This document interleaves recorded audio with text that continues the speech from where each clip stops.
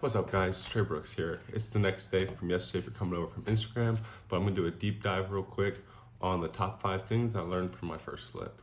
Starting back with number 1, submitting your highest quote to your lender from your contractors. So when you get your quotes from your contractors, you should get 3 quotes at least, 3 different contractors so you can get the best quote for what the cost of the work's gonna be.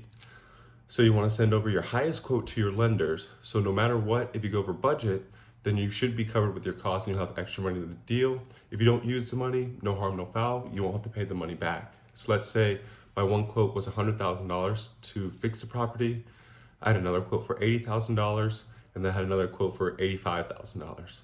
I want to submit the quote for $100,000 to my lenders, so they'll give me $100,000 for construction. That way, if I choose the $85,000 loan or the $80,000 loan, I have an extra $15,000 to $20,000 that I could use just in case my project goes over budget. Second, anticipate delays.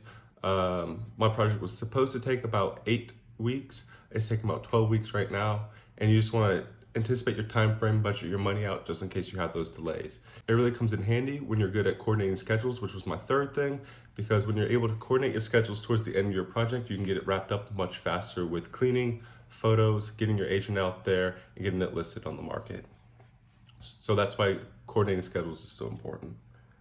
4, scope of the work. Make sure your contractor knows exactly everything that needs to be fixed on the property, from the smallest thing to the biggest thing.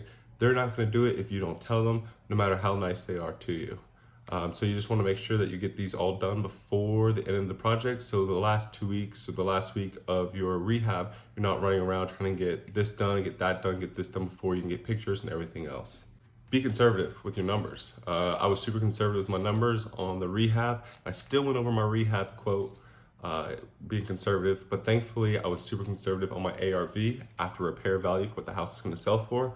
I originally went into this deal thinking my house might sell for $270,000 and I'd make a great profit. Then I bumped it up a little bit higher to $285,000 as we got closer to the end. And now that we're listing the house, it's worth $300,000. So I just came up with an extra $30,000 because I was conservative with my project when I was first looking at it. When you're being conservative, if the numbers add up and it's a deal, the sky's the limit.